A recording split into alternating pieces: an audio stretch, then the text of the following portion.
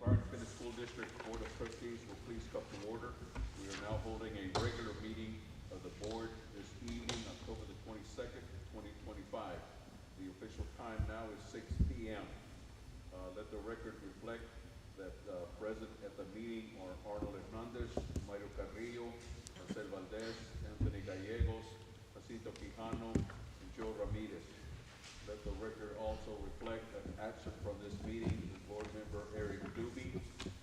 However, the board does have a quorum, and the board may proceed with the agenda, an agenda which has been posted more than the 72 hours required by law, and under the new law, it has been posted 3 business days prior to today's meeting. So with that said, at this time, if you'll please join me, ladies and gentlemen, for a moment of silence.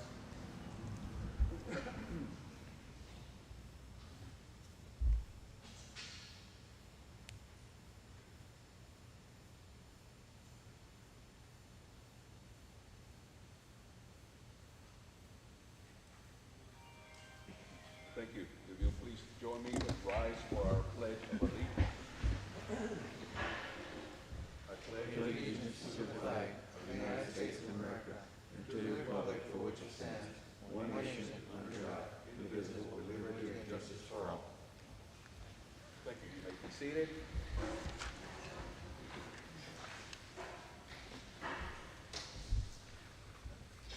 We now go to item number D, which is the public comment portion of our meeting. Has anyone signed up to address the board during the public comment portion of the meeting? No, sir. Let the record reflect that no one has signed up to address the board during the public comment portion of our meeting. Now we go to public address. Do we have anyone that has signed up to address the board during the public address portion of our meeting? No, sir. Let the record reflect that no one has signed up to address the board during the public address portion of our meeting. Next item on the agenda is item number 2, and this is the consent agenda. The consent agenda is the approval of the monthly bills, approval of the minutes of the meeting on 9/24/25, the superintendent's report. Those 3 items are under the consent agenda. The subtitles under there, of course, are listed in your report packet. So at this time, the chair yields the floor to Dr. Cody Miller for the superintendent's report. Yes, sir. So we have a few things that I just wanted to run through. One, an announcement. We are having a retirement celebration for Mr. Gaitan on October 27th at 3:30 p.m. here in the multipurpose building. So please mark your calendars if you're available for that. And then tonight I have some recognitions that we want to do. We've had a few recognition days or weeks this month, so I want to take a few minutes to do that. So if you'll indulge me for just a bit, Coach Rubalcaba. So this was this month we recognize our coaches, and so we're going to call them up and just say thank you to them. Coaches get a stipend for their time, but by far they spend more time than their stipend covers, generally coaching their kids, going to games, supporting them. And so we know the time commitment that takes from their families for all the work that they do with our kids. And so I'm going to just take some time to celebrate them and say thank you to all of our coaches. So we'll go through these, and if y'all join me to come up and stand up to recognize them. Mr. Castillo.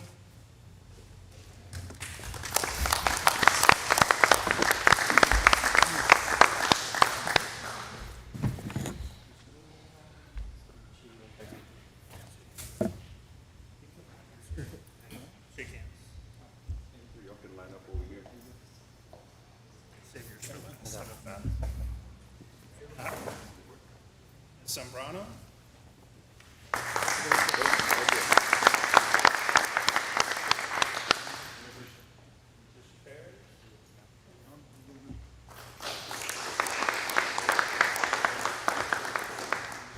Thank you. That's what I do. Thank you.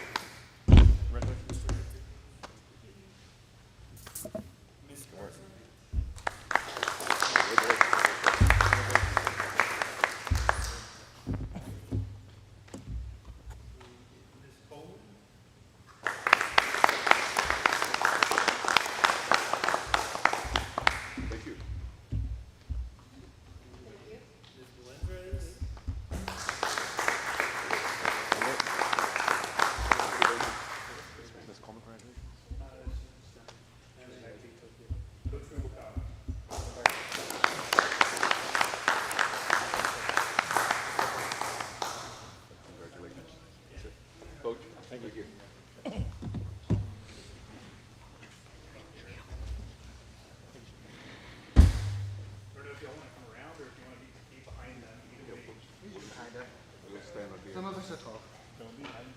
I know, I'm afraid I'm gonna block y'all over here. Tall guys in the back. All right, 3, 2, 1, Bulldogs.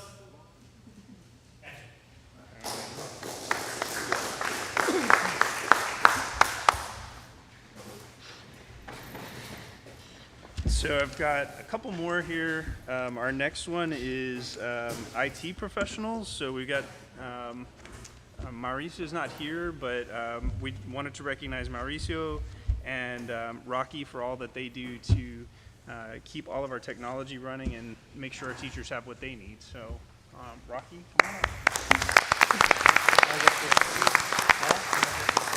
Hey.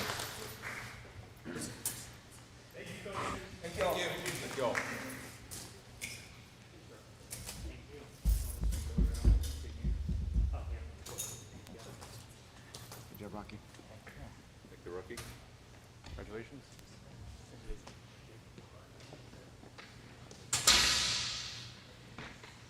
Perfect. Yes, sir.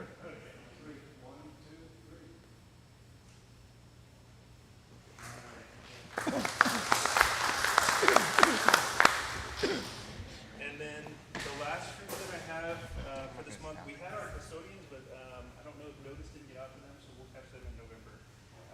But the other group I have is our 2 principals. You know, I was a principal for 11 years, which is 77 dog years. Very long time. Our principals do a lot and are responsible for a lot, so we appreciate them. So Dr. Salazar and Ms. Navarro.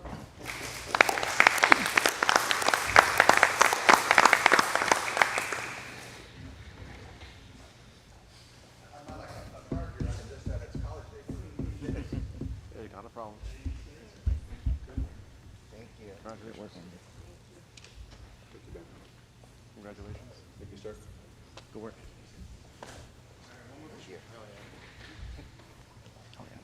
Sit down.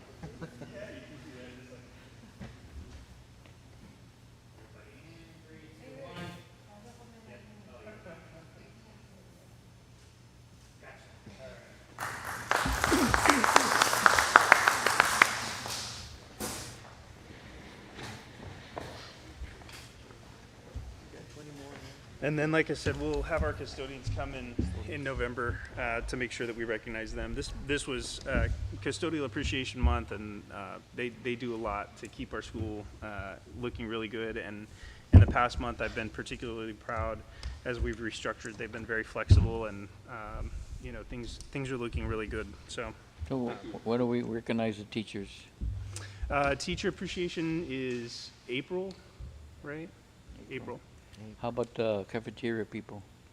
Cafeteria. So we just had school lunch week, but there's a week that we have in the spring also that's more of an appreciation week. So school lunch week is like recognition that we serve kids, and but there's a week in the spring for that. Because last time me and you spoke, you said they were doing real good, so. They have been, yeah. Our cafeteria staff does an amazing job. Okay. Yep. Breakfast, lunch, and dinner. Well, congratulations to all those that were recognized, and one of those that was recognized, of course, was Rocky, and which reminds me that because of Rocky and the technology that he sets up, those of you that are joining us live, I want to take the opportunity to thank you as well for joining us in our meeting and viewing our meeting through the live stream that Rocky has set up for us. So again, welcome to our audience that is watching from home. We certainly appreciate your participation by that medium. So with that said, you can continue with your report, Dr. Miller. Yep. So this month I kind of restructured this report, and I took all the information from our various administrators and leaders and combined it into really a superintendent's report. And so hopefully this is a good snapshot for you. And if there's any information that you find that you're not seeing or anything that you want to see, just let me know, and I'll try to make sure that's included in future reports. But broken down into enrollment and attendance, so you can kind of see where we're sitting on those things, academics, instruction, and district improvement, and the efforts that we're making there. And then student services and special programs, so that includes our counseling services, behavior and special populations, and then athletics, staffing, and celebrations were kind of clumped together in that last section. Is there anything in there that you don't see that you want to see in future reports? I had a quick question on the calendar. Apparently it was changed. 3 days are being removed for the teachers. Yep, that's a great question. When y'all approved the calendar, it was approved at 184 days. And so what typically, so our District of Innovation plan says that when you approve a calendar, it has to have 182 to 187 days. And so we have the flexibility to have 184 days on the calendar. What a lot of school districts do when they don't have 187 days is they designate the 2 or 3 days to get to 187 as flex days or professional development days, so that when teachers go to a professional development, that gets credited toward however many hours they need to complete those days. So typically it's like 6 hours is a day for professional development. And so I've seen districts where they'll say, well, that's the first 2 or 3 days of like Thanksgiving break is flex days. And then if teachers don't get the number of hours they need by the end of the year, they either get docked or they give up personal leave to complete that 2 or 3 days. For whatever reason, when that was brought to y'all, that was not included. So we have some professional development that we've scheduled for like the first week of that first week that we're out for Christmas, when the district is still open but teachers are off. So what we're doing is we're paying teachers to come in because we didn't have those days as flex days. So we have some things that we've asked teachers to come in. We're using grant funds to pay them to come in and spend their time doing that. In future calendars, my recommendation is going to be for us to have 187 days, and if we, and then to designate days as flex days. So we can't change that. We can. I can bring you a calendar in November. My only concern is that if we do that in November, it gives teachers a much shorter window to get their professional development in order to not be docked days. I can bring it to you either way. Yeah, okay. I don't want to take something that, belongs to them either, Yeah, for the professional development that we have planned, we have funds in grants to pay them for that. That's my only worry is changing something the week before Thanksgiving break doesn't give them the full year to get that professional development in order to accomplish those 2 or 3 days. So that's my worry. Okay. Thank you. But in future calendars, I'll make sure that doesn't work out that way again. On your enrollment report, you have increase from 94.01 to 94.57 for October. But the year-to-date attendance is 93.7, I guess, 75. I guess in retrospect for that, we still have Dr. McKayslett working on the strategies for attendance. Yes, sir. And generally, our elementary attendance is a little bit higher than our secondary attendance, but we do have students that are beginning to fall below the 90% rule. So we are working with Dr. McKayslett. We're beginning to do credit recovery with kids. So planning for that and reaching out to families to have conversations with them about credit recovery. Because of course, once they drop below 90%, they've technically lost credit for that class, so they have to get that back. Dr. Miller, I had a question on now that you're explaining, well, first and foremost, can we go back to the original reports that they had been submitting? Like, the principal, she had more, I'm seeing what you have here, but she had more of a detailed scope of things in comparison to what I'm seeing here. I like the old stuff better. That's me. I mean, I don't know how the rest of the board feels, but I would feel better if they would keep what were submitting to us. Mhm. And if you want to fill in your deal with the other three, Dante's and the attendance report and the counselors, if you want to do that one, I'm good with it. But I would like to see the original, because this is somewhat, like you mentioned earlier to me, it's all compiled in one, you know. So, Yeah, I really wanted to get it to be a superintendent's report, which is what this is, instead of administrative reports, right? Which is why I moved to this format. Again, I'm willing to include any information in there that you want.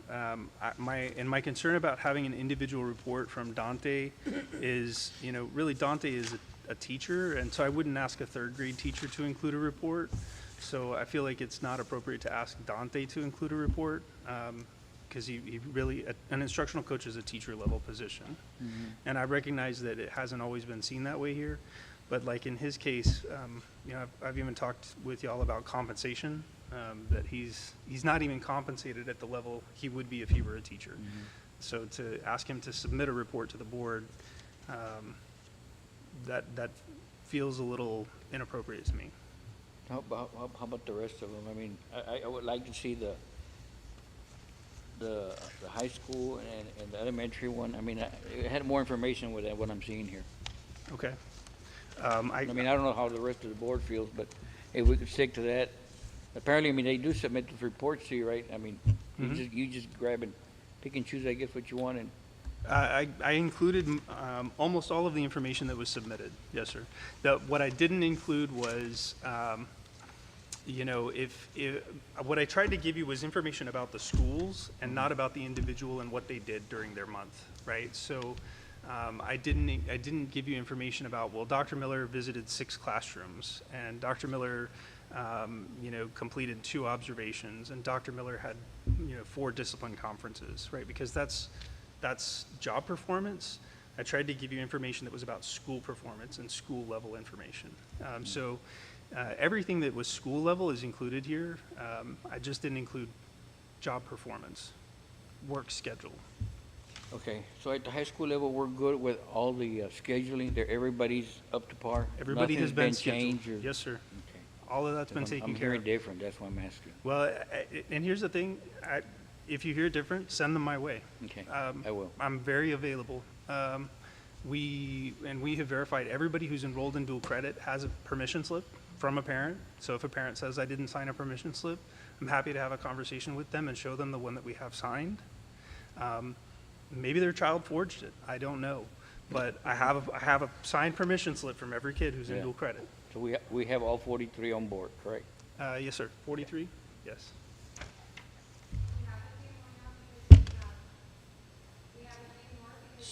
Can you come to the podium?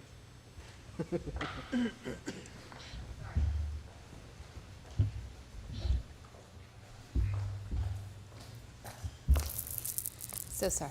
Thank you. We have a few more because we have kids that have registered for 8-week course. The Edu 1300, we've never offered an 8-week course here in La Pryor, but a lot of schools are doing it.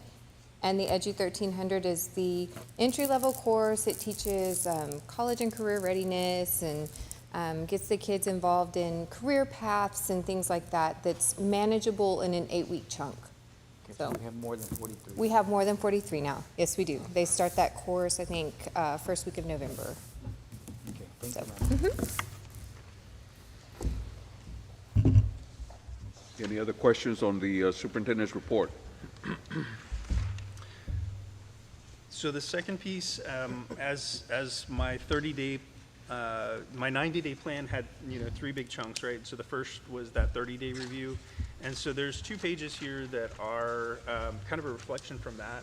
I sent out an employee survey and had 27 employees respond to that anonymously. And then I've had lots of meetings with various people, including a couple of teachers who took advantage. I offered to meet with any teacher for 30 minutes. And so I had a couple of them that took advantage of that, and I had some conversations with them. And so This is really just a very broad overview of things that were shared, either in that written survey or in conversations. And so there's some things that I will openly admit seem like conflicts, right? So in strengths, there were a lot of people who felt like there was a positive school culture and people were dedicated to kids. But then in challenges, in that second bullet, you'll see that there were people who said, well, there's some toxic internal dynamics and some morale issues. And so both of those things are true depending on which employee you ask. And so I don't want to shy away from that we have people who have very different feelings about the work environment. And that just tells me that we have work to do to improve those things. So, overall, the positives, positive culture and dedication, student support and academics. There were people who felt very positive about, schedules, routines, special education supports. And then some of the challenges that were commented on, accountability and consistency crisis, that word was used, and so it's there. Some feelings that there's some inconsistent discipline, high expectations are not seen all across the board. There's some interpersonal conflicts that are happening, and I think, a lot of that has to do with in a lot of places in our system, we lack clear procedures, clear guidelines, clear systems for how we manage things. And so that leads people to try to fill in gaps to make things work. And so we've begun really cleaning up procedures and cleaning up expectations. One of the things that most districts have, you have your board policy legal, board policy local. Most school districts have some form of administrative regulations, and the administrative regulations are how we are going to implement board policy. There were zero administrative regulations in place, despite the fact that board policy says there should be administrative regulations. There were none. And so we've begun writing administrative regulations to begin filling in those gaps so that people aren't guessing about how we work, but that there's clear written guidance. So when you look on the webpage on the About Us section, there's now a link to administrative regulations, and they mirror board policy, right? So A, B, C, D, E, and F. And when you click on D right now, we've written 2. It's going to take us a while to get all of them written that need to be there. But over time, what we will do is we'll get all of those filled in so that there's clear written guidance. I think that will help a lot with those toxic internal dynamics because it will be clear, this is how we do this is how we function, these are the rules, these are the guidelines, instead of people stepping on each other trying to figure it out. So working on that. There's concerns about compensation and budget, and we've, some of that compensation was some of what Mr. Doobie talked about with some teacher concerns. I still have yet to have anybody come to me with their specific issue. I sent out the email that y'all saw because I included the board in what I sent to all of the faculty because I wanted us to be really clear. Here's how pay was calculated. It was following the TEA guidance that we received. If there are still compensation concerns among teachers, I have not heard one person reach out and say, will you look at my paycheck? I'm here for it. So if there's a concern, I'm available. One of the concerns that I heard, and it's on the top of the second page, is instructional assistants said that they haven't received a pay raise in 2 years. And so that was a concern that was brought up. So there's some concerns about budgeting, and I'm hoping that in the next year we can begin to address some of those. And then again, there's some conflicting information, right? Because in the top you saw that there were some people who felt like we're doing a really good job with special education services, but then there's other people who feel like there's some service deficits there, and so some things to work on. Facility challenges, I'm going to talk a little bit more about that in Mr. Farmer's presentation, so we'll come back to that. And then the opportunities these are really my things. This is where I feel like we can improve quite a bit. Improving communication and trust. So I've really worked hard this month at communicating openly with y'all as a board and with the community and with our employees. And so I think continuing that open communication is really important. Focusing on foundational work. We have a lot of opportunities to have some good wins. We see some really positive things going on in our classrooms. I've been in classrooms. Our team is walking through classrooms and supporting our teachers. And I think it's really important when we have conflict, which we will always have conflict, as long as there have been, two people in a space, there's been conflict. That's not an abnormal thing. But I think being really unbiased in that conflict and looking at it against policy and regulation and rules will help us to move past some of those trust issues. And then codifying operations and standards. Again, building administrative regulations that clarify how we function as a district is really important. So that's going to take us, probably most of the year to build regulations that fill in those gaps. And then ensuring compliance. There are a number of areas where I've had compliance concerns, and we're going to have to continue to try to battle through those. Compliance with grant requirements, compliance with just some legal things that just should not be happening the way they are, and we need to get back on track with following compliance rules. I mean, it's really clear. They're not optional.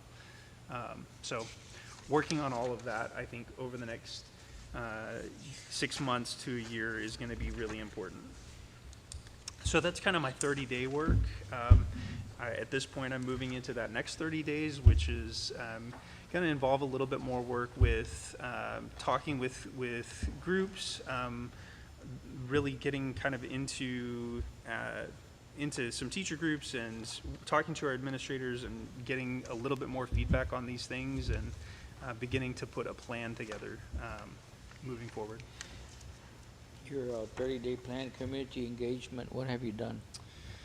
Community engagement, I've been at quite a few events, trying to be visible and available. Of course, I did a meet and greet. I had one person who came to the meet and greet in the morning. I had one person who came to the meet and greet in the afternoon. Meet and greet you and Valdez, no? Valdez was there as well? It was me and Mr. Valdez and Mr. Arredondo.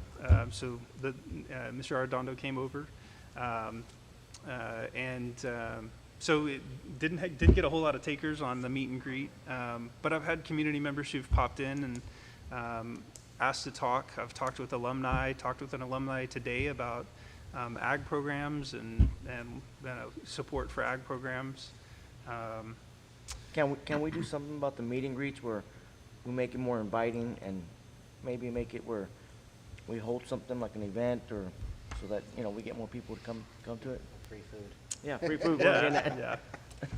I mean, we can do something, try to get people to come in. Sure.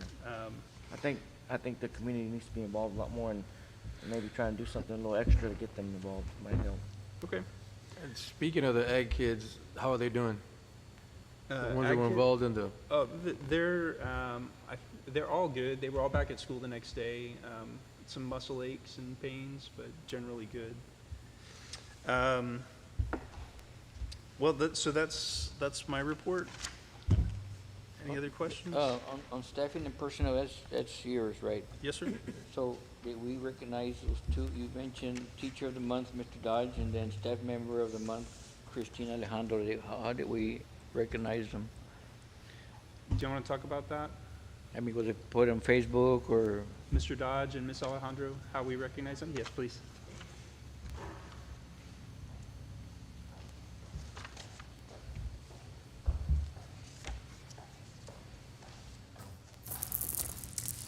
So we do Big Dogs on Campus once a month, and that's a survey that goes out to the entire secondary, and it's, I'm the one that receives the survey because it's my project. And teachers and staff nominate each other, and then whoever gets the most nominations is the winner. And so usually when we announce the winner, we go do a big thing with bells and whistles, and we do a little basket for each one of them. And, you know, I put it out to, like, our next staff meeting. We do, usually sandwiches or something, we request to have it put on Facebook, and so. Okay, thank you, ma'am.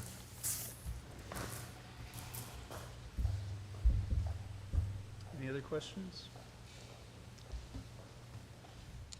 If there's no other questions, the chair will entertain a motion to approve the consent agenda as presented.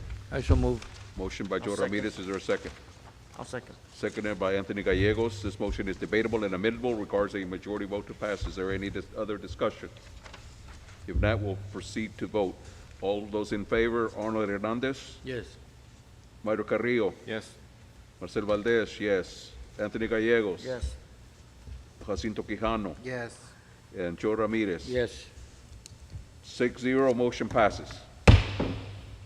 Next item is item number 3, and this is for information only, the bond construction update that is going to be presented this evening by none other than Mr. Bob Farmer. Welcome back, sir. Thank you, sir.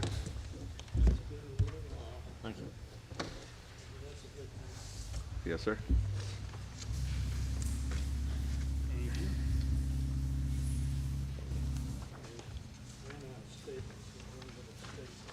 Thank you. Thank you.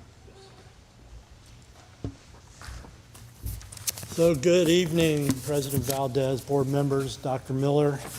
It has been a little while. I wanted to give you an update on construction. And this is just a little kind of a summary report of a monthly report. Most of this data runs through September, but I'm going to fill in a few of the things that have happened in October. I develop these around the 10th of every month, and so I'm happy to provide this to the board, and I'm happy to come and share status. Overall, the first box up there is just kind of a health indicator of the project. As long as we're in the green, things are rosy. So budget, schedule, and quality are all real good right now. If any of those trend downward, there'll be a narrative that'll explain why, and a narrative that explains what we're doing about it. Just want to say that we have a really good contractor, and we have a good architect. Things are staying on track. Just a little summary of the work that was done in September. We completed the building pads. That's all the subgrade and the base for both the buildings, the parking lots, and the basketball courts. The foundations were poured for the CTE building, and we started excavation for the classroom building. This next section is just some of the milestones that have taken place in the last month. So if we can move to the top of page 2. These were items that we anticipated happening in October. So the slab for the CTE building was poured on the 8th, early morning, started at 3 a.m. Hope we didn't disrupt anybody's sleep, but my own. And that was completed 2 days ahead of what was on the original schedule. We poured the classroom foundations. Those are done as well. We've actually started masonry work on the classroom that's not shown on here. The building underground utilities are complete. We have a few things coming up that we need to address. We need to start furniture planning. I want to do that before the end of the year. It's nice to get furniture ordered before year end so we can lock in some good pricing. Item E is a big deal that I'm working on. That's finalizing budgets for the added projects, and I know we want to talk about that. Item F was programming for the field house, but that kind of gets mixed in with the budget for any added projects. So we're working on that, and I'll address that here a little bit more in just a second. As far as schedule performance, everything is on schedule. CTE slab was poured 2 days ahead of schedule. Right now, we're doing masonry work. We're getting ready to pour the slab for the classroom building sometime in early November. And we expect steel for the CTE building in the latter part of November. So those are big milestones. You'll start seeing the building come up. There's just not been a lot to show you picture-wise because everything's been in the ground. but you're going to start to see things going vertical. It's great. It's always fun to see the buildings going up. As far as budget goes, there's been no change. The original contract to Spyglass is $18,441,322. It's exactly where it stands today. The amount completed through the end of September was a little over $2.4 million, 13.1%, and that goes up about 4% a month or something like that. So we're tracking okay. One thing I like to do is track how much we paid versus how far along we are on schedule. So if that makes any sense, if we paid 13%, we need to be 13% complete schedule-wise. It's just a nice little sanity check that things aren't out of whack. We're not paying in advance, or they're keeping up on schedule. So all that's good. No change orders to date. We do have one item pending. I want to explain this to you a little bit. It's an added lift station. It's going to come out of, it'll come out of contingency. We found that the existing sewer lines that we're connecting to are at the wrong elevation. I can tell you that we're finding a lot of utility issues underground, and those are being replaced, and that's good news. But in this case, the wastewater, there was not enough elevation drop from the CT building to the connection point out here to work, because the pipe, but the existing pipe was way higher than what it's supposed to be, what it's shown on the drawings. So we have to slope the wastewater at a certain percentage, and we have to lift it up and then connect to the existing sewer system. So we have to add what's called a lift station. It's a big container. It's got pumps and electrical, and it moves wastewater up and then down through the pipes. That is being evaluated right now. That's just the amount that was proposed, and the engineer and myself are looking at that number, but that will come out of contingency. It will not increase the contract amount. The owner contingency that we started with was $167,000. If you see in the comments below, the contractor is about done subcontracting the work.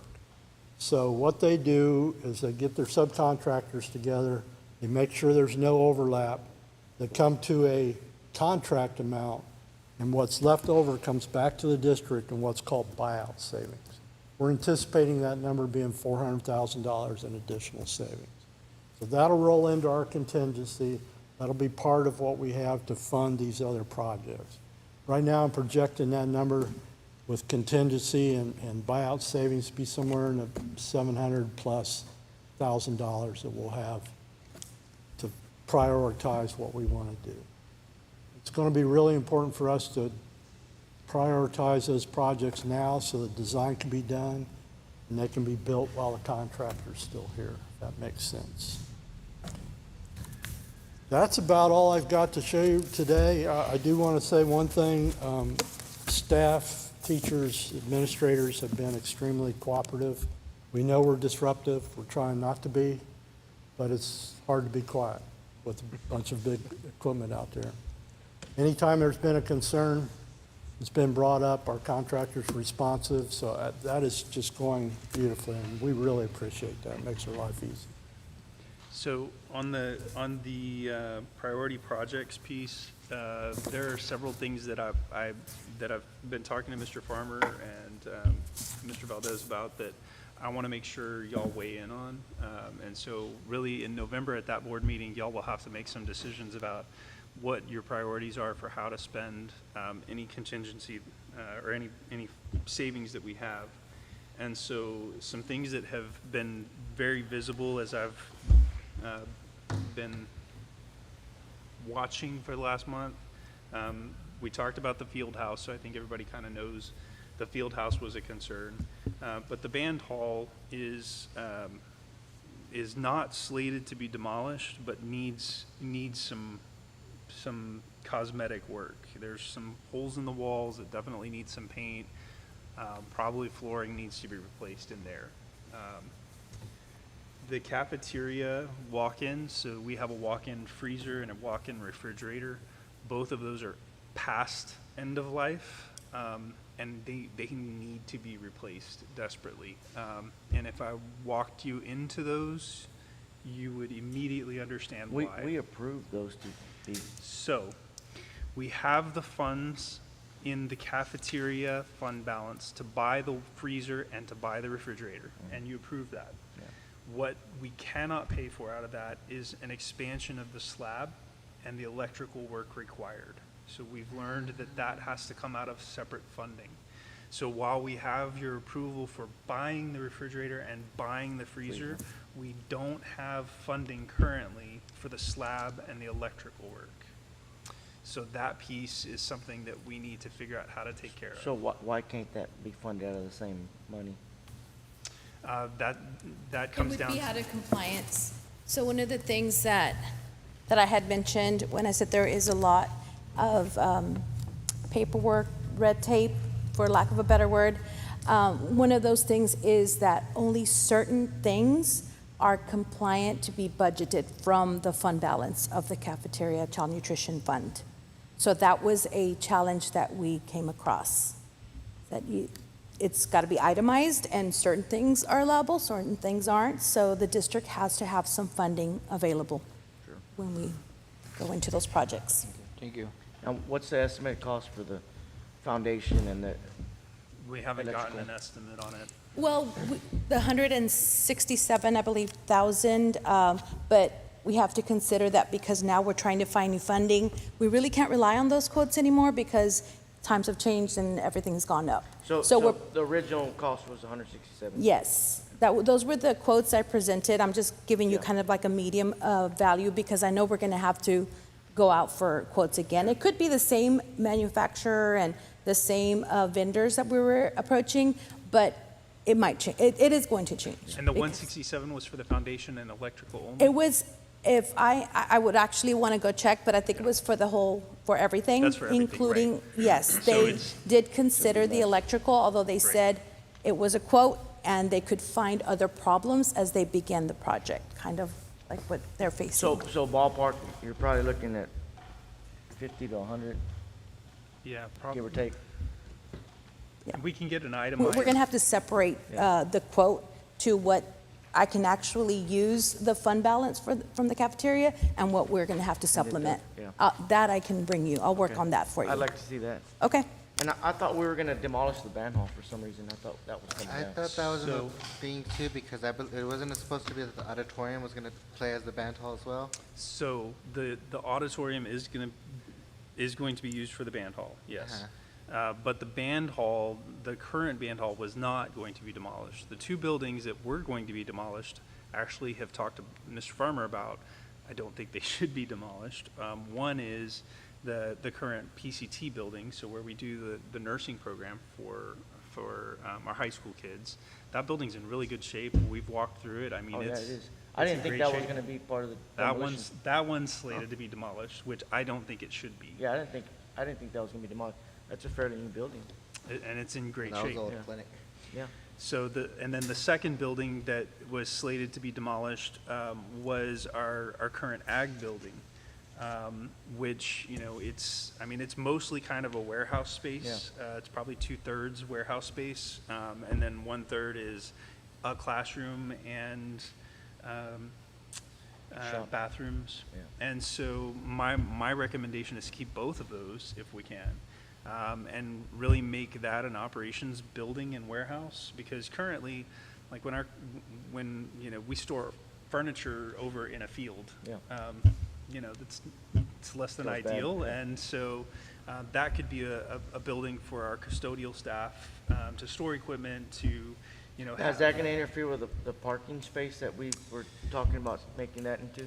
Yeah, do you want to address that? It will. So we're looking at that right now. There's a couple implications. One, that medical education building, there's some drainage issues there that were being addressed in that space. We think we've solved that problem. We can work around that building without any issues.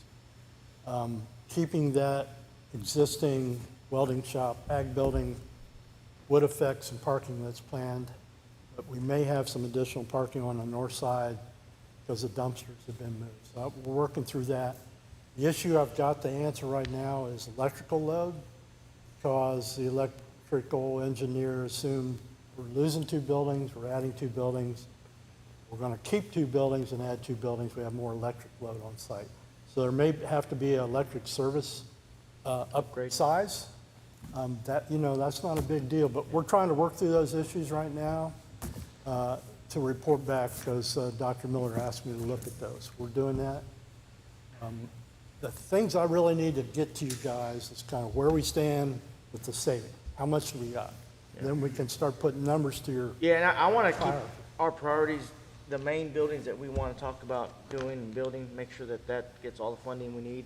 And with any extra, then look into like, I guess Yeah. renovations or whatever. That'll also increase the budget because the budget was also including the demolition of these buildings, which is also gonna save us money in the long run. Yeah. yeah, we'll save some demo money.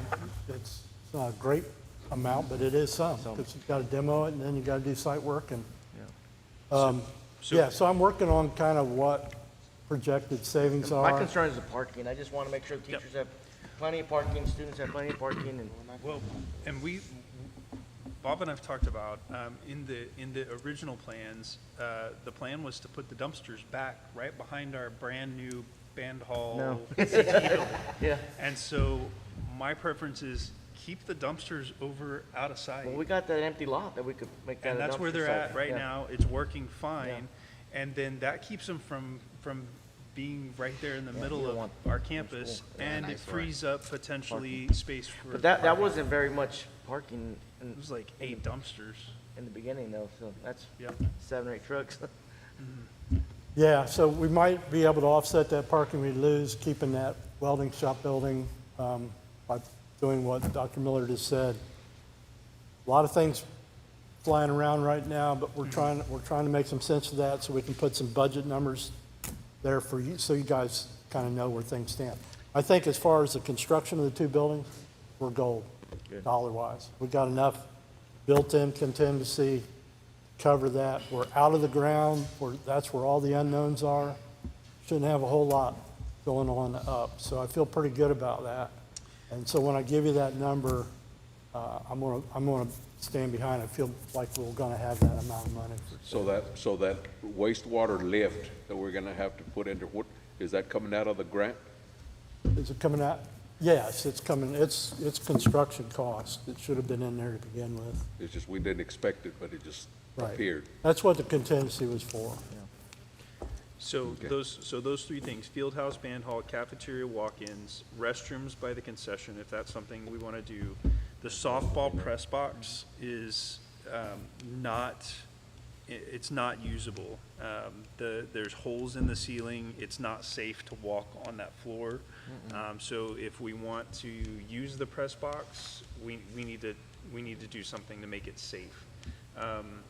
Science classrooms, we've got 2 science classrooms that are really in bad shape and need an overhaul. So the original science tables have gas lines and electrical, and in one room they were removed and boxes were put in those rooms just in the way. It's really impractical. And in the other I think there was classroom, an asbestos issue, that's why they couldn't, so we they, mean. they blocked it off because they couldn't tear the tile out. And so we probably should look at maybe Yeah. doing an abatement or something to make that room more practical. And then the other room that's like it still has the stations, because I think they realized maybe when they took the others out that they just It was more decided to work. leave it alone. But those stations they're so outdated, and so those 2 rooms really, those classrooms need some renovation. And then the last one is, when we started the construction project, we removed shot put, right, Coach? So we removed the 2 shot put spaces from out there. And so currently, if I don't replace those somehow on this site, then we have to bus kids over there every time we have to do any shot put stuff. I remember we used to have to do that all the time.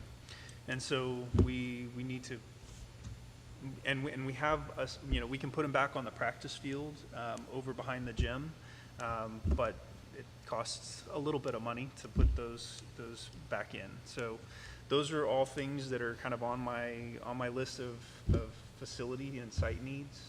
So I think we need to prioritize those to figure out what are the things you want to make sure we get done first, second, third, until we run out of money. Mr. Farmer, on this lift station, how reliable is that? I mean, I guess what I'm trying to get to is maybe we have power failure.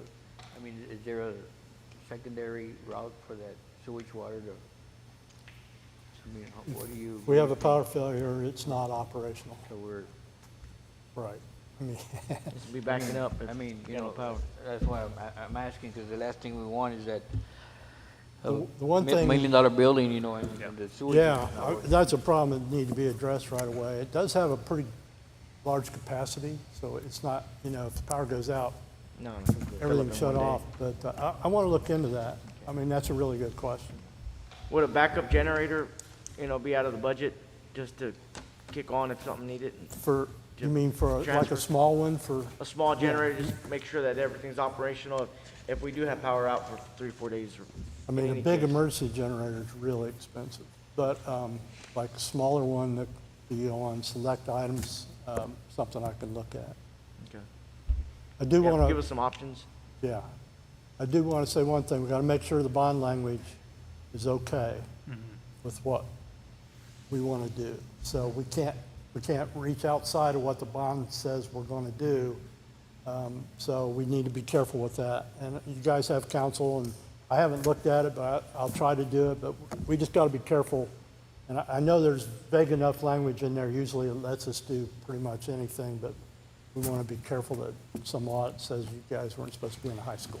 So maybe that once we've kind of built a prioritized list, we can reach out to council just to make sure that the things that are on the list are acceptable uses of those Yeah, funds. I know we talked about the cafeteria, that shouldn't be a problem. We talked about the field house, so I think it's pretty vague, and I think you'll be okay, but it's just I think we something. also had conversations about the gym too, if I'm remembering right, because I think the gym also needs a bit of a facelift. My Well- uncle played in that gym, and it's still the same. What Yeah. kind of renovations are we looking at for the field house? I know it's just kind of plain. just- Well, we just talked about paint, ceiling, that kind of stuff, you know, pretty, kind of fix up the space where the coaches are, give them some better Privacy. conditions. Right now, they're basically in the laundry room. So that was kind of it, just a facelift inside. It's pretty minimal, Yeah. at least what I was told at the beginning. So, yeah, it shouldn't be super So expensive. are we doing an addition, or are we just restructuring the Just inside? restructuring, yeah, laying out the inside differently. Okay. You're pretty good at sharing information with us, Mr. Miller. Whenever you share with Mr. Valdez or any other board member, can you kind of keep everybody on the loop? Absolutely. Yes, sir. We're working on this stuff. We'll get our arms around it. Thank you, Mr. Farmer. You're welcome. Good to see everybody. All right, for thank you. everything do. Let the record reflect that the bond construction update presented by Mr. Bob Farmer is for information only, therefore no action is required by the board. Next item is item number 4, and this is to discuss and take possible action to approve the ESS agreement. Dr. Miller. So, board members, this has been, I know, an ongoing thing that I inherited, and so I wanted to talk through this with you.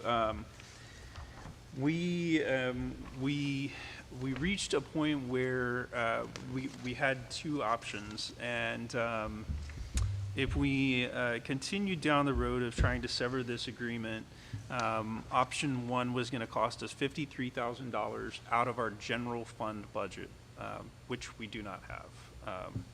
And the option two is to really plan to work with Effective School Solutions this year and continue that work and pay the $75,000 that we have remaining on that contract out of the grant, which would not take any money out of our general fund. So I strongly recommend that we move that direction because $53,000 out of our general funds is significant and would be problematic. Why couldn't we get out of it? Because we could get out of it, but there was a cost. So they were willing to negotiate to get us out of it, to let us out of it. Because when they presented it to us, they themselves, you know, said, and they were on the monitor saying, hey, if it don't work out, you don't want to do it, you don't have to do it. Yeah. So when y'all voted to end the contract, we were contacted by their company's attorney, who was very insistent that it was not going to be a simple matter of walking away. That they had hired So with, somebody with to good faith, they pretty much lied to us and said, if you don't want to do it, you don't have to do it, but There's a cost. technically they had us binded by legal. Yes, sir. I personally feel this was a big mistake, day one. Yeah. Yeah, because it really didn't provide any services to the school, and it was really just chaos. So what I've talked with them about is this school year, really trying to make sure that we have a better communication between the two, right? The MTSS playbook was started but not really finished, and so they've committed to work with our campus principals to get that across the finish line and to do it correctly. The other thing that we've talked about is we're obviously still looking for a principal. We're looking for a counselor, a school counselor. And one of the things that Effective School Solutions has committed to is providing basically mentoring for that new school counselor to make sure that that they're successful in their first year working with kids here in our district. So, I think we have a plan that they're gonna provide some services this year, and I'm gonna stay in contact with them, schedule meetings with them, make sure that we see those services through. But from a purely financial standpoint, the option of paying $53,000 out of general fund or $75,000 out of grant, to me that's an easy answer. I know it's a frustrating answer, but financially, I can't see us coming up with $53,000 for nothing and paying that out of our general funds. Yeah, I mean, they're both gonna be a waste of money anyway, but we'll just go with the grant money. So my intention is to get the most from the contract that I can to make it as valuable as I can. I agree with you. I don't think it's something I would have signed, Mr. Ramirez. For $150,000, we could have hired an employee for 2 years. Yeah, to- no, that's what we're trying to do. I think this was brought up by the special programs director. Yeah, this is a two-year deal in the making that this didn't work out. Yeah. Regardless of how it got to us, here we are. Yeah, we're stuck and with it. so, Yeah. so I just, again, from a purely financial standpoint, my recommendation is that we approve for us to continue this contract under the grant fund so that we don't have to eat $53,000. Okay, administration has made a recommendation for the board to consider approval of the ESS agreement as presented. Do I hear a motion? Extra motion. Motion by Mario Carrillo, seconded by Jacinto Quijano to approve the administration's recommendation and approve the ESS agreement. And before you vote, I just want to make one more note that this agreement was drafted through our attorney. So it's gone through our attorney. The old attorney that we had. No, through our new new one. one. Through Laura. The one we at haven't Walsh- met yet. Walsh Gallegos. Will so note. Any other discussion? If not, we'll proceed to vote. Mr. Hernandez, how you vote? Yes. Carrillo? Yes. Valdez, yes. Gallegos? Yes. Board Member Quijano? Yes. And Board Member Ramirez? Yes. 6-0, motion passes. Next item is the item number 5, discussion and possible action to approve the fiscal year change. Dr. Miller. So this is it's gonna take us 2 years to accomplish this, but it starts with this conversation, and so Miriam and I have talked about this. Changing to a July 1 fiscal year has some significant advantages in how we budget. The September 1 fiscal year really originated, more than 100 years ago when school started after September 1st. And so it made sense at that time. You got a new fiscal year September 1st, and then you started school. What happens over time, the school year shifted, school started in August, and so what currently happens is we have to reserve some of this year's funds to start next year, and we do that every year. So we're never spending this year's money on this year's kids. We're always holding a portion back so that we can start the school year. And so that really comes with some significant challenges. And then 3 weeks into the school year, we end a fiscal year and have to clean up all of the finances and then start a new budget year in the middle of our school year. The legislature a while back gave districts the ability to change their fiscal year to July 1st in order to align it better to operations, so that you get a new budget on July 1st, and then you have that money to spend to start up your new school year and to finish that school year. So it really puts the entire school year beginning to end within that fiscal year. So it really gives us some good advantages there. Another advantage that's a one-time benefit is that we receive foundation school payments every month. And so when we make this change for one school year, or for one summer, we'll get double foundation school payments in July and in August. So we'll basically have a little bit of a windfall of cash that will come from the state that will help, that can go into fund balance. So there gives us a little one-time financial advantage as well. Some of the challenges that come with this, one, we have to start planning when we make this change, which we cannot do until July 1st, 2027. So we're really talking almost 2 years out. But when we're planning the 27-28 budget, we really have to start that earlier, because it's gonna be 2 months earlier. So you have to back up your entire planning process by 2 months. The other thing, and there's some challenges in that, that, you know, sometimes the legislature does really wild things during legislative sessions. And so districts that have a July 1st budget year, you know, they're doing their budget workshops and planning while the legislature is still trying to decide how to mess with us. And so there's some challenges that come with that we have to acknowledge. And then the very first year, you really have to do, you have to track your expenses on a 10-month and a 12-month basis for that 1 year, because some PEMS reporting requires 12-month basis. And so Miriam would have to have basically kind of two budgets, a 10-month budget and a 12-month budget that one year. And then once we get past that 1 year, that becomes much simpler. So we recommend that we adopt this change. It won't, it's obviously going to be something we have to plan far in advance. Once if you adopt it tonight, you then have to approve the minutes in November, and we have to submit the approved minutes and a change form to TEA for them to approve that change, and then we begin planning. Any questions?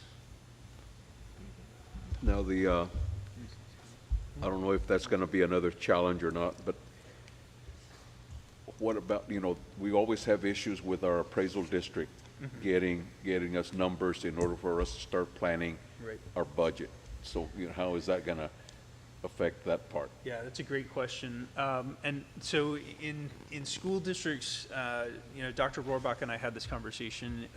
You know, Medina Valley is a district that really would struggle with this change because their appraised values change dramatically from 1 year to the next so much that it's really difficult to plan. For us, our appraised values are much more stable, and so it's easier to go through that planning process. But some school districts, Lavernia is a good example, they have a July 1st budget year. They will sometimes do a budget amendment in August or September to adjust once they receive those final appraised values. And so that's something that can be done. You can adopt a budget and then make an adjustment, come back. We can come back to a board meeting after we get the appraised values and make adjustments to the budget. Okay. But it would allow us to begin spending that money on that year's kids, and then make an adjustment as needed. Okay, administration's recommendations for the board to take possible action and approve the fiscal year change, and that would be to change it to a July 1 fiscal year, correct? Yes, sir. What are the wishes of the board? I so move. Motion made by Joe Ramirez, is there a second? I'll second. Seconded by Anthony Gallegos. This motion is debatable and amendable and requires a majority vote to pass. Any other discussion? If not, Mr. Hernandez, how do you vote? Yes. Mr. Carrillo? Yes. Valdez, yes. Mr. Gallegos? Yes. Mr. Quijano? Yes. Mr. Ramirez? Yes. 6-0, motion passes. Next item on the agenda is the discussion and possible action to approve a resolution nominating a candidate to the Zavala County Appraisal District Board of Directors. That is item number 6. Each taxing entity, and maybe Mr. Gallegos can add information to that, because I know these things have changed, but every tax entity has a allotted number of votes that they get with their nominees. We do not have enough votes. We have 400 and I believe 468, or what is it? 438. 438. We have 438 votes that are allotted to La Praia ASD, and they can all go to one candidate, which is part of the resolution that we have here with us. And Mr. Gallegos, were you able to find out from the appraisal district how many votes you need to get it I on? think, from what I heard, and it wasn't accurate, I think it was like 1,500. Right, so you're gonna have to ask Crystal City to Crystal give you City and some, Commissioners, the county, and the County. city of Crystal City. yeah. In the past, when I was on that board, I got all my additional votes from the county. The Crystal City School District says, no, we want our candidates to be on there. We're not gonna give you guys any votes. Yeah, it's real political, and, I mean, it's an uphill battle, but, you know, I'm gonna try to represent the community if they allow me to. So with that said, the Chair will entertain a motion to approve the resolution nominating Anthony Gallegos to the Zavala County Appraisal District Board of Directors and allotting all the boards, or 438 votes for Mr. Gallegos. I'll make the motion. Motion by Mario Carrillo, is there a second? I'll second. Seconded by Arnold Hernandez. This motion is debatable and amendable and requires a majority vote to pass. Any other discussion? If not, we'll proceed to vote. Mr. Hernandez, how do you vote? Yes. Carrillo? Yes. Valdez, yes. Mr. Gallegos? I'm gonna abstain since I was nominated. Mr. Quijano? Yes. Mr. Ramirez? Yes. Let the record reflect that we have 5 in favor, 1 abstaining. Motion passes. Congratulations, and Thank you. hopefully you can get you some more votes from the other tax entities. Item number 7, discussion and take possible action to approve the retirement gift resolution that is in your board packet as well. Do you want to add to that, Dr. Miller? Yeah, I'm not seeing it in the board packet. Do you see it? So this is actually a really simple resolution. I don't know where it's at, but so essentially, if the school district has a retirement gift that is valued at more than $100, the board has to approve a resolution that says that that serves a public purpose.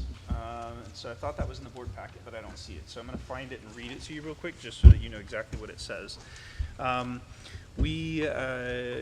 As I have been told, there's a tradition that when someone retires from the district, we give them a rocking chair. And so I have purchased a rocking chair that I intend to gift if you approve this tonight. It was $129, so it's $29 over the limit. And so if you approve this tonight, then we can give a $129 rocking chair to a retiree as an appreciation for 31 years of service. So if you'll, I move to approve. Okay, a motion has been made by Anthony Gallegos to approve. Is there a second? I'll second. Seconded by Jacinto Quijano. This motion is debatable and amendable and requires a majority vote to pass. Is there any other discussion? And I have it if you'd like me to read it, otherwise we can we're just good. approve it. We're good. Okay, sounds good. Okay, all in favor, Mr. Hernandez? Yes.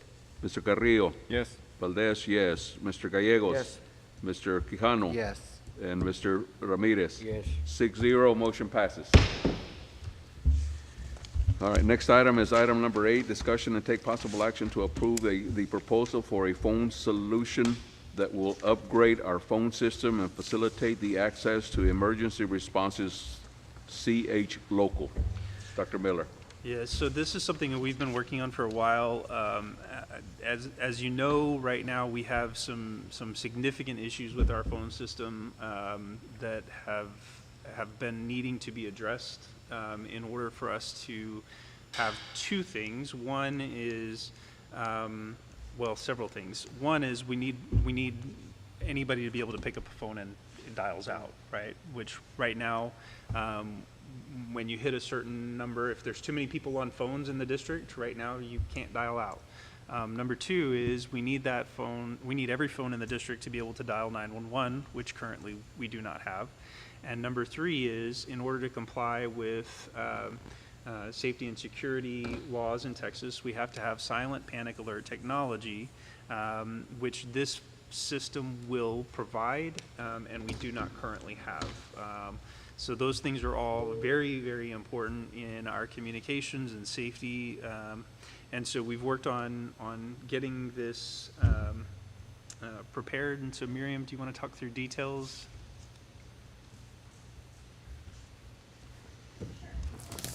So we contacted AT&T to provide us with a quote, and also we had Rocky look into some vendors, so he chose Flexile. Of course, he's the one, he's the content expert, and so we took a lot of feedback from Rocky to make this decision because he's the one that's pretty much going to be managing the system. So we looked at those two quotes, and we evaluated and found that Flexile gave us the best service, offered the best service. Another thing that we looked at was that it was part of a purchasing co-op, so that makes it easy for us to be able to funnel in that payment. It's part of the approval process. If you look on the board policy that I referenced on there, anything over 50,000, we'd have to bring to the board for approval. And it really doesn't matter how we go about, whether we go through bids or a purchasing co-op, but it just helps a lot that it's a purchasing co-op. And so that's why we're here today, is because it is over a $50,000 investment, and we would need board approval for that. Do you know the total? Because I don't have anything here. Yes, 83,000. I have It is there. yeah, It's in I the included it financials, with the my budget, bad. with the, And there's no grant or anything to help offset those costs? actually, it's coming out of a grant, the safety perfect. grant. Sorry, I failed to mention that, yes. So this is coming out of grant money, not Safety local? grant. Correct. Okay, perfect. Yes, because It'll be the safety grant? yes, Yeah, and that was a key. that is a key. Because it does meet the requirements of the silent panic alert technology, we can pay for it out of the grant. It affects the panic button, correct? So what it does is it's kind of like a panic button, but it's on the phone. So a teacher can hit, or any employee can hit a button on that phone, and it will instantly connect them to emergency services without an audible alert in the room they're in. And so emergency services will be able to hear what's going on in that room. Correct, Rocky? Yeah, in the room level, it'll alert emergency services and I'll go straight to that room. How quick can they do this, with all the construction going on? Is it gonna be a problem? As soon as they have approval, they gave me about a month turnaround time. Month? Oh. That's not bad. I shall move. Thank you. A second. Motion has been made by Joe Ramirez, seconded by Anthony Gallegos to approve the proposal for a phone solution that will upgrade our phone system and facilitate the access to emergency responses CH Local. This motion is debatable and amendable and requires a majority vote to pass. Is there any other discussion? If not, all in favor, Mr. Hernandez? Yes. Mr. Carrillo? Yes. Mr. Valdez, yes. Mr. Gallegos? Yes. Mr. Quijano? Yes. And Mr. Ramirez? Yes. 6-0, motion passes. Okay, next item is item number 9, and this is to discuss and take possible action to approve the dangerous route or route certification for our school district. Yeah, so board members, this, within 2 miles, TEA typically does not provide any funding to schools for transportation. However, when there are hazardous conditions, TEA does fund, as long as the board approves this resolution. And so these addresses all are on the other side of 83 or 305. And so one of the criteria that is used to identify a route as a dangerous or hazardous route is that it is on the other side of an uncontrolled highway. And so since we don't have any stoplights that would allow kids to cross safely, that all meets the criteria. So these are, I have to identify each individual street then that is outside of, that's in that dangerous area. So these are all the streets on the other side of 57 and on the other side of 305. So once you approve this, we'll submit it to TEA, and then they will immediately start funding us for transportation in those areas. So move. Motion is made by Joe Ramirez. Is there a second? I second. Seconded by Mr. Hernandez to approve the dangerous route certification to be submitted to TEA for funding. This motion is debatable and amendable and requires a majority vote to pass. Is there any other discussion? If not, Mr. Hernandez, how you vote? Yes. Mr. Carrillo? Yes. Mr. Valdez, yes. Mr. Gallegos? Yes. Mr. Quijano? Yes. And Mr. Ramirez? Yes. 6-0, motion passes. Okay, next item is item number 10, discuss and take possible action. And before we go to item number 10, to add to the dangerous route certification, and I should ask that you said that anybody that is across from Highway 57 and, okay, and I see it, okay, US 83, because that's 305 and 83 is on the west side. Yes, sir. So Okay. we listed anybody on the other side of 305, so all of those addresses, everything that direction, so that includes everything on the other side of 83 as well. Okay. Yes, sir. Okay, and for the board, any information on this, and I'm glad this has passed, but we're gonna, probably in November, Dr. Miller and I are going to Laredo to visit with the Texas Department of Highway, because this has been an issue here at school, that we have no sidewalks along Highway 57. And I've talked to a couple of people already, and they have indicated that anytime we mention the word dangerous or danger, that they have a better opportunity to focus on that project. And our battle is gonna be that we don't have sidewalks, number one. Number two is that we have brand-new buildings, $23 million worth of new buildings coming up, and we have a drainage problem that affects our school. And we'd hate to have a graduation, but we got water backed up all the way over there because we have problems with drainage. You heard Mr. Farmer talk about the slope and all that mess for the sewer. Well, that's the same thing here. So basically, Highway 57 serves as a water dam. When it rains, it holds water back. So hopefully, we can get our engineers involved, and we're gonna try to get our state rep involved and our state senator involved, because we have been fighting this for years, and they have ignored us. But now with this, and with our construction, that gives us more leverage, and we'll report back to the board, see what they tell us. Okay? All right, so next item was discussion and possible action to approve the donation from Mr. Tom Benson for the amount of $4,000 to the La Pryor FFA chapter. I'll move to approve. I'll second. Motion has been made by Anthony Gallego, seconded by Mr. Quijano to approve the $4,000 donation to the La Prairie FFA chapter. Any discussion? If not, we'll proceed to vote. Mr. Hernandez? Yes. Mr. Carrillo? Yes. Mr. Valdez, yes. Mr. Gallegos? Yes. Mr. Quijano? Yes. And Mr. Ramirez? Yes. 6-0, the motion passes. On behalf of the La Prairie FFA chapter, a sincere thanks of appreciation to Mr. Tom Benson for the donation of $4,000 to the FFA chapter. We appreciate that. Next item is number 11, consider and take possible action to authorize the academics committee. Dr. Miller. Yes, sir. So 11, 12, and 13 are all kind of tied together. I would like to ask the board to consider these three committees. So the composition will be no more than 3 board members, our campus principals, a teacher rep from both elementary and secondary, and then other relevant staff. So academics will include the senior director, the academic coordinator when those positions are filled. Finance and budget will include Miriam. And then safety and security will include our operations coordinator, and we'll ask our law enforcement partners to join us for that as well. And so these committees, in my mind, will meet quarterly, and so it'll be a rotating basis. So we'll have academics and 1 month, safety and security the next, finance and budget, and then start over. So we'll have 1 committee meeting per month. Of course, a committee, there may be times of the year, like finance and budget may have more work in the spring, and so there may be more meetings that the committee calls, but they'll have standing meetings quarterly.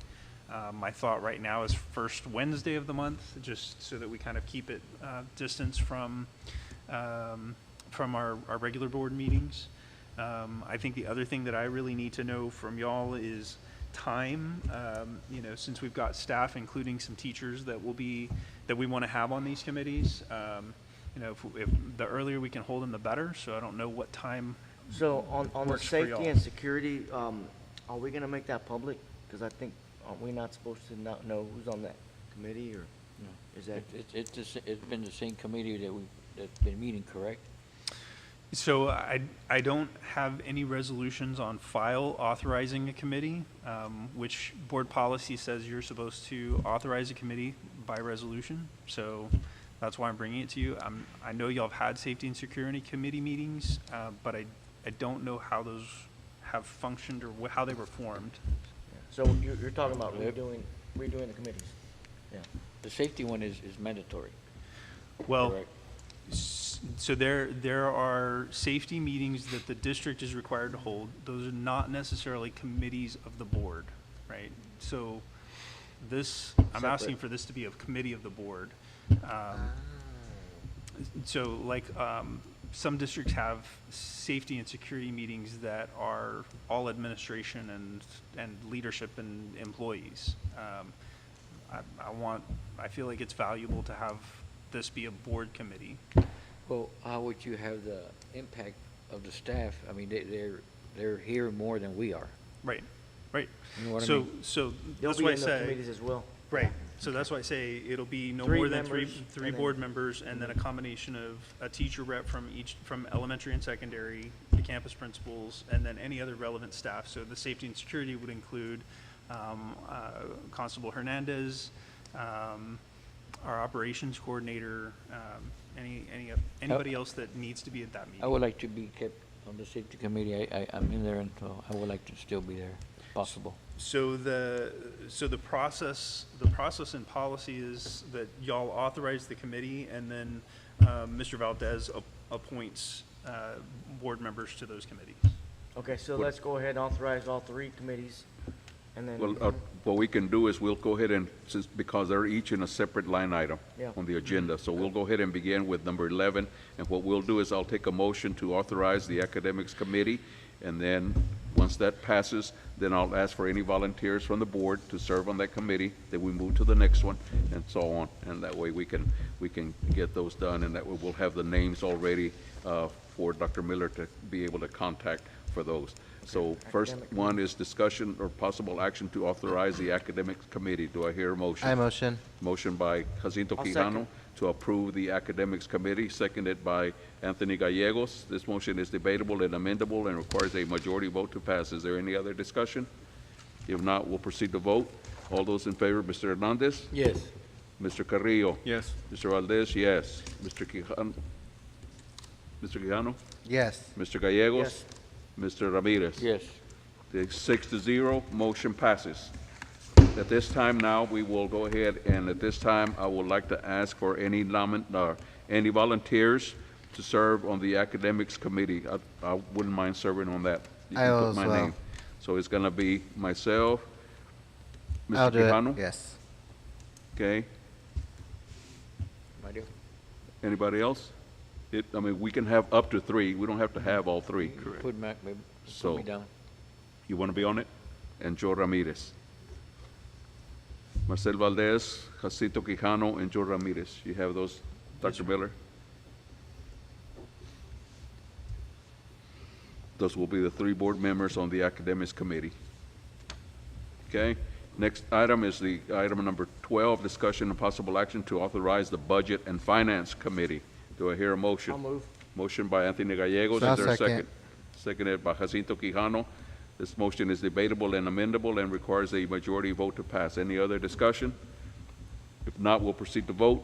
Mr. Hernandez? Yes. Mr. Carrillo? Yes. Valdez, yes. Mr. Gallegos? Yes. Mr. Quijano? Yes.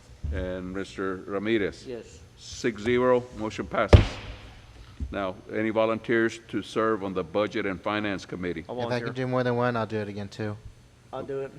Okay, Anthony Gallegos, Mario Carrillo, and anybody else? I'll do it. Cito Quijano. Okay, we have 3. Thank you. So, Okay, next item, Mario? Mario, Yes, yeah, Mario. Mario, Anthony and Okay, yes. got it. Got him? Next one is consideration and possible action to authorize the Safety and Security Committee. I move. Motion by Anthony Gallegos, is there a second? I'll second. Oh. Seconded by Jacinto Quijano. This motion is debatable and amendable and requires a majority vote to pass. Is there any other discussion? If not, we'll proceed to vote. Mr. Hernandez? Yes. Mr. Carrillo? Yes. Mr. Valdez, yes. Mr. Gallegos? Yes. Mr. Quijano? Yes. And Mr. Ramirez? Yes. 6-0, motion passes. So that, volunteers for that committee, You can put me down, Mr. Valdez. okay? I'll do it. Joe Ramirez, And I'll just, Gallegos, I'll remind you, Mr. Doobie's not here, just in case you want to have him on a committee. We'll leave that one open, and then there's another one. Oh, no, that's the only one. The That's one's the not only open. one that's open. Yeah, we'll see if he wants to do it. yeah. Well, yeah, he used to work for the probation or whatever. That'd be a good committee for him. Yeah, if he doesn't want to do it, I'll do it. Okay, so we have those 2, and then tentatively, Board Member Eric Doobie. Even Okay, as an alternate, if he doesn't want to do it. all right. At this time, we now go to item number 14, and at this time, the board will adjourn to closed session pursuant to Government Code Sections 551.101, specifically to discuss personnel and to deliberate regarding the appointment, employment, evaluation, reassignment, duties, discipline, and dismissal of a public officer under Government Code 551.074, and or to consult with the attorney to discuss personnel resignations and other personnel items under the Government Code Section 551.071, specifically safety and security and personnel. The board will now convene in closed session to the elementary library at 7:29 p.m.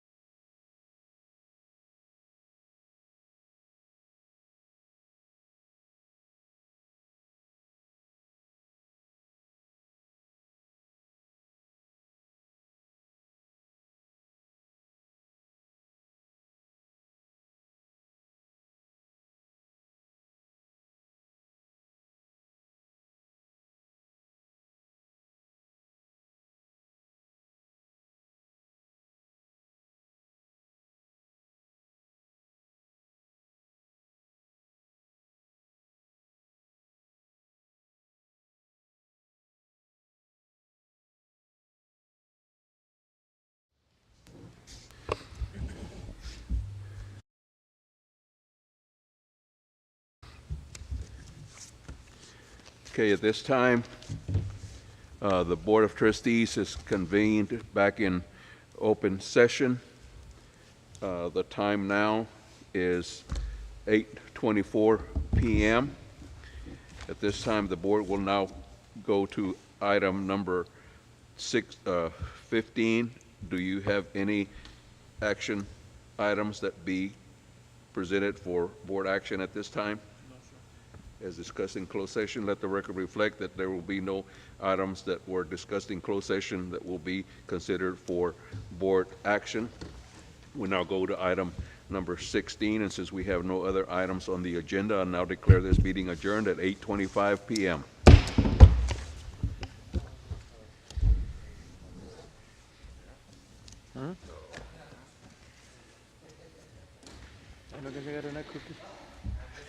You want a cookie? No, I want a cookie.